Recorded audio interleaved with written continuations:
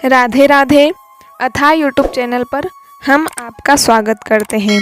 कार्तिक मास में श्रीमद् भगवद गीता को पढ़ने सुनने का बहुत अधिक महत्व बताया गया है। इसलिए हम हर दिन आपको गीता के महात्मा और उसके अध्यायों की कथा रोज़ सुनाते रहते हैं। एक एक अध्याय और महात्मा की कथा को एक एक दिन लेकर के हम आते हैं। यदि आपने पिछले 5 अध्याय उनके महत्व की कथा और छठे अध्याय के महात्मा की कथा को नहीं सुना हो तो चैनल पर आपको वो भी प्राप्त हो जाएगा। आज हम छठे अध्याय की कथा को सुनना प्रारंभ करते हैं। ओम श्री परमात्मने नमः। छठा अध्याय। उसके उपरांत श्री कृष्ण महाराज बोले, हे अर्जुन, जो पुरुष कर्म के फल को न चाहता हुआ करने योग्य कर्म करता है वह सन्यासी और योगी है, और केवल अग्नि को त्यागने वाला सन्यासी योगी नहीं है तथा केवल क्रियाओं को त्यागने वाला भी सन्यासी और योगी नहीं है। इसलिए हे अर्जुन, जिसको सन्यास ऐसा कहते हैं उसी को तू योग जान, क्योंकि संकल्पों को न त्यागने वाला कोई भी पुरुष योगी नहीं होता। समत्व बुद्धि रूप योग में आरूढ़ होने की इच्छा वाले मननशील पुरुष के लिए योग की प्राप्ति में निष्काम भाव से कर्म करना ही हेतु कहा है, और योगारूढ़ हो जाने पर उस योगारूढ़ पुरुष के लिए सर्व संकल्पों का अभाव ही कल्याण में हेतु कहा है। जिस काल में न तो इंद्रियों के भोगों में आसक्त होता है तथा न कर्मों में ही आसक्त होता है, उस काल में सर्व संकल्पों का त्यागी पुरुष योगारूढ़ कहा जाता है। यह योगारूढ़ता कल्याण में हेतु कही है। इसलिए मनुष्य को चाहिए कि अपने द्वारा अपना संसार समुद्र से उद्धार करे और अपने आत्मा को अधोगति में न पहुँचावे, क्योंकि यह जीवात्मा आप ही तो अपना मित्र है और आप ही अपना शत्रु है, अर्थात और कोई दूसरा शत्रु या मित्र नहीं है। उस जीवात्मा का तो वह आप ही मित्र है कि जिस जीवात्मा द्वारा मन और इंद्रियों सहित शरीर जीता हुआ है, और जिसके द्वारा मन और इंद्रियों सहित शरीर नहीं जीता गया है उसका वह आप ही शत्रु के सदृश शत्रुता में बरतता है। हे अर्जुन, सर्दी गर्मी और सुख दुखादिकों में तथा मान और अपमान में जिसके अंतःकरण की वृत्तियां अच्छी प्रकार शांत है अर्थात विकार रहित है, ऐसे स्वाधीन आत्मा वाले पुरुष के ज्ञान में सच्चिदानंद घन परमात्मा सम्यक प्रकार से स्थित है, अर्थात उसके ज्ञान में परमात्मा के सिवा अन्य कुछ है ही नहीं। ज्ञान विज्ञान से तृप्त है अंतःकरण जिसका, तथा विकार रहित है स्थिति जिसकी, और अच्छी प्रकार जीती हुई है इंद्रियां जिसकी, तथा समान है मिट्टी पत्थर और सुवर्ण जिसके, वह योगी युक्त अर्थात भगवत की प्राप्ति वाला है, ऐसे कहा जाता है। जो पुरुष सूरधय, यहाँ सूरधय का अर्थ बताया जाता है स्वार्थ रहित सबका हित करने वाला। तो जो पुरुष सूरधय मित्र वैरी उदासीन, यहाँ उदासीन का अर्थ बताया जाता है पक्षपात रहित। उदासीन मध्यस्थ,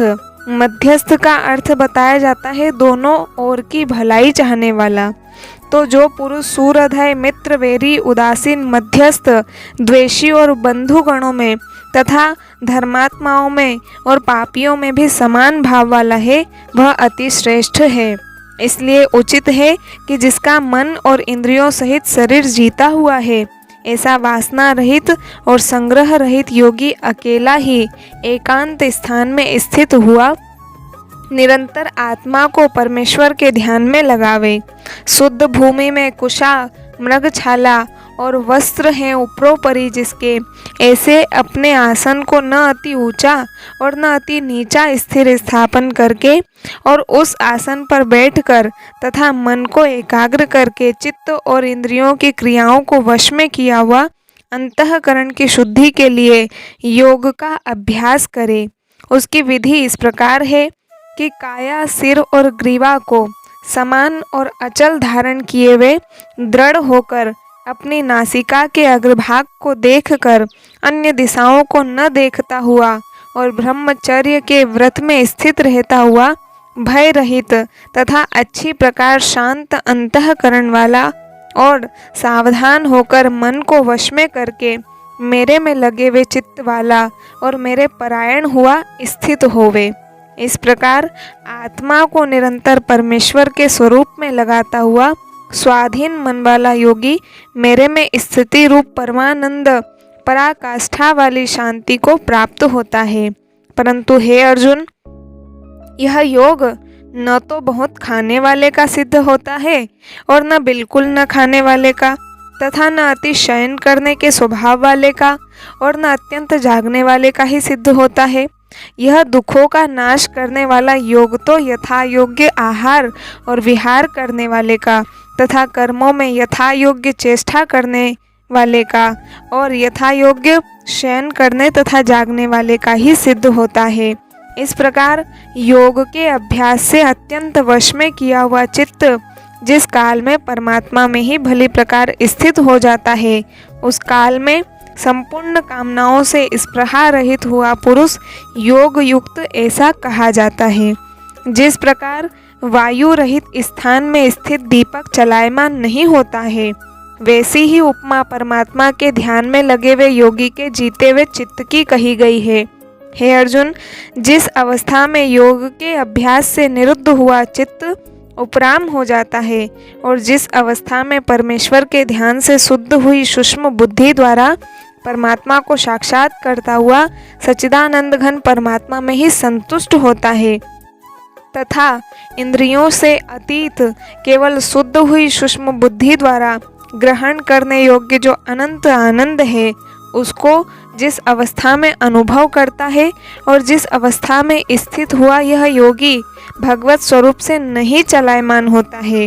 और परमेश्वर की प्राप्ति रूप जिस लाभ को प्राप्त होकर उससे अधिक दूसरा कुछ भी लाभ नहीं मानता है और भगवत प्राप्ति रूप जिस अवस्था में स्थित हुआ योगी बड़े भारी दुख से भी चलायमान नहीं होता है, जो दुख रूप संसार के संयोग से रहित है तथा जिसका नाम योग है, उसको जानना चाहिए। वह योग न उकताए हुए चित्त से अर्थात तत्पर हुए चित्त से निश्चय पूर्वक करना कर्तव्य है। इसलिए मनुष्य को चाहिए कि संकल्प से उत्पन्न होने वाली संपूर्ण कामनाओं को निषेधता से अर्थात वासना और आसक्ति सहित त्याग कर और मन के द्वारा इंद्रियों के समुदाय को सब ओर से ही अच्छी प्रकार वश में करके क्रम क्रम से अभ्यास करता हुआ उपरामता को प्राप्त होवे तथा धैर्य युक्त बुद्धि द्वारा मन को परमात्मा में स्थित करके परमात्मा के सिवा और कुछ भी चिंतन न करे।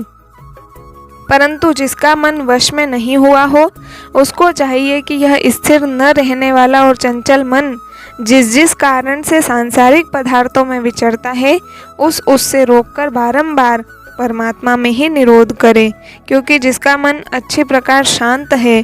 और जो पाप से रहित है और जिसका रजोगुण शांत हो गया है, ऐसे इस सच्चिदानंद घन ब्रह्म के साथ एक ही भाव हुए योगी को अति उत्तम आनंद प्राप्त होता है। वह पाप रहित योगी इस प्रकार निरंतर आत्मा को परमात्मा में लगाता हुआ सुखपूर्वक परब्रह्म परमात्मा की प्राप्ति रूप अनंत आनंद को अनुभव करता है। हे अर्जुन, सर्वव्यापी अनंत चेतन में एक ही भाव से स्थिति रूप योग से युक्त हुए आत्मा वाला तथा सब में समभाव से देखने वाला योगी आत्मा को संपूर्ण भूतों में बर्फ में जल के सदृश व्यापक देखता है और संपूर्ण भूतों को आत्मा में देखता है। अर्थात जैसे स्वप्न से जगा हुआ पुरुष स्वप्न के संसार को अपने अंतर्गत संकल्प के आधार देखता है, वैसे ही वह पुरुष संपूर्ण भूतों को अपने सर्वव्यापी अनंत चेतन आत्मा के अंतर्गत संकल्प के आधार देखता है। जो पुरुष संपूर्ण भूतों में सबके आत्मरूप मुझ वासुदेव को ही व्यापक देखता है और संपूर्ण भूतों को मुझ वासुदेव के अंतर्गत देखता है, उसके लिए मैं अदृश्य नहीं होता हूँ और वह मेरे लिए अदृश्य नहीं होता है, क्योंकि वह मेरे में एक ही भाव से स्थित है। इस प्रकार जो पुरुष एक ही भाव में स्थित हुआ संपूर्ण भूतों में आत्म रूप से स्थित मुझ सच्चिदानंद घन वासुदेव को भजता है, वह योगी सब प्रकार से बढ़ता हुआ भी मेरे में ही बढ़ता है, क्योंकि उसके अनुभव में मेरे सिवा अन्य कुछ है ही नहीं। हे अर्जुन, जो योगी अपनी सादृश्यता से, यहाँ सादृश्यता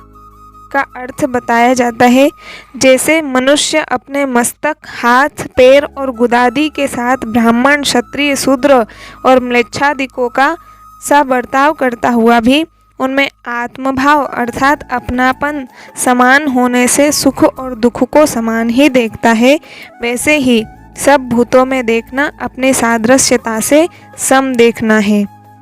जो योगी अपनी सादृश्यता से संपूर्ण भूतों में सम देखता है और सुख अथवा दुख को भी सब में सम देखता है, वह योगी परम श्रेष्ठ माना गया है। इस प्रकार भगवान के वाक्यों को सुनकर अर्जुन बोले, हे मधुसूदन, जो यह ध्यान योग आपने समत्व भाव से कहा है, इसकी मैं मन के चंचल होने से बहुत काल तक ठहरने वाली स्थिति को नहीं देखता हूँ, क्योंकि हे कृष्ण, यह मन बड़ा चंचल और प्रमथन स्वभाव वाला है तथा बड़ा दृढ़ और बलवान है, इसलिए इसका वश में करना मैं वायु की भांति अति दुष्कर मानता हूँ। इस प्रकार अर्जुन के पूछने पर श्री कृष्ण भगवान बोले, हे महाबाहो, निसंदेह मन चंचल और कठिनता से वश में होने वाला है, परंतु हे कुंती पुत्र अर्जुन, अभ्यास अर्थात स्थिति के लिए बारंबार यत्न करने से और वैराग्य से वश में होता है, इसलिए इसको अवश्य वश में करना चाहिए, क्योंकि मन को वश में न करने वाले पुरुष द्वारा योग दुष्प्राप्य है अर्थात प्राप्त होना कठिन है, और स्वाधीन मन वाले प्रयत्नशील पुरुष द्वारा साधन करने से प्राप्त होना सहज है, यह मेरा मत है। इस पर अर्जुन बोले, हे कृष्ण, योग से चलायमान हो गया है मन जिसका, ऐसा शिथिल यत्न वाला श्रद्धायुक्त पुरुष योग की सिद्धि को अर्थात भगवत साक्षात्कार को न प्राप्त होकर किस गति को प्राप्त होता है? हे महाबाहो, क्या वह भगवत प्राप्ति के मार्ग में मोहित हुआ आश्रय रहित पुरुष छिन्न भिन्न बादल की भांति दोनों ओर से अर्थात भगवत प्राप्ति और सांसारिक भोगों से भ्रष्ट हुआ नष्ट तो नहीं हो जाता है? हे कृष्ण, मेरे इस संशय को संपूर्णता से छेदन करने के लिए आप ही योग्य हैं, क्योंकि आपके सिवा दूसरा इस संशय का छेदन करने वाला मिलना संभव नहीं है। इस प्रकार अर्जुन के पूछने पर श्री कृष्ण भगवान बोले, हे पार्थ, उस पुरुष का न तो इस लोक में और न परलोक में ही नाश होता है, क्योंकि हे प्यारे, कोई भी शुभ कर्म करने वाला अर्थात भगवत अर्थ कर्म करने वाला दुर्गति को नहीं प्राप्त होता, किंतु वह योग भ्रष्ट पुरुष पुण्यवानों के लोकों में अर्थात स्वर्गादिक उत्तम लोकों को प्राप्त होकर उनमें बहुत वर्षों तक वास करके शुद्ध आचरण वाले श्रीमान पुरुषों के घर में जन्म लेता है, अथवा वैराग्यवान पुरुष उन लोकों में न जाकर ज्ञानवान योगियों के ही कुल में जन्म लेता है। परंतु इस प्रकार का जो यह जन्म है सो संसार में निसंदेह अति दुर्लभ है।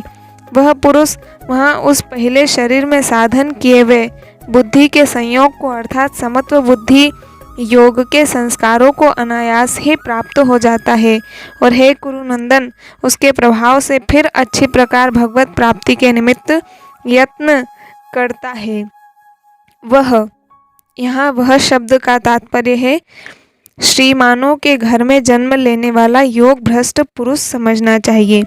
वह विषयों के वश में हुआ भी उस पहले के अभ्यास से ही निसंदेह भगवत की ओर आकर्षित किया जाता है, तथा समत्व बुद्धि रूप योग का जिज्ञासु भी वेद में कहे हुए सकाम कर्मों के फल को उल्लंघन कर जाता है, जबकि इस प्रकार मंद प्रयत्न करने वाला योगी भी परम गति को प्राप्त हो जाता है।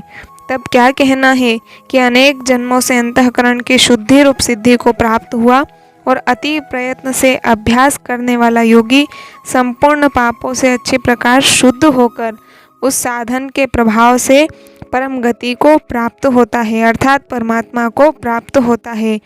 क्योंकि योगी तपस्वियों से श्रेष्ठ है और शास्त्र के ज्ञान वालों से भी श्रेष्ठ माना गया है, तथा सकाम कर्म करने वालों से भी योगी श्रेष्ठ है। इससे हे अर्जुन, तू योगी हो। हे प्यारे, संपूर्ण योगियों में भी जो श्रद्धावान योगी मेरे में लगे हुए अंतरात्मा से मेरे को निरंतर भजता है, वह योगी मुझे परम श्रेष्ठ मान्य है। इति श्रीमद्भगवद गीता रूपी उपनिषद एवं ब्रह्म विद्या तथा योग शास्त्र विषयक श्री कृष्ण और अर्जुन के संवाद में आत्म संयम योग नामक छठा अध्याय। इस प्रकार से श्रीमद् भगवद गीता के छठे अध्याय को हमने श्रवण किया, जिसमें आत्मा का संबंध पूर्ण रूप से परमात्मा से कैसे हो, ये सारी विधियाँ बताई गई है। छठे अध्याय में कुल 47 श्लोक बताए गए थे, जिसकी हिंदी व्याख्या हमने श्रवण करी। मिलते हैं अगले वीडियो के साथ में, तब तक के लिए सभी को राधे राधे।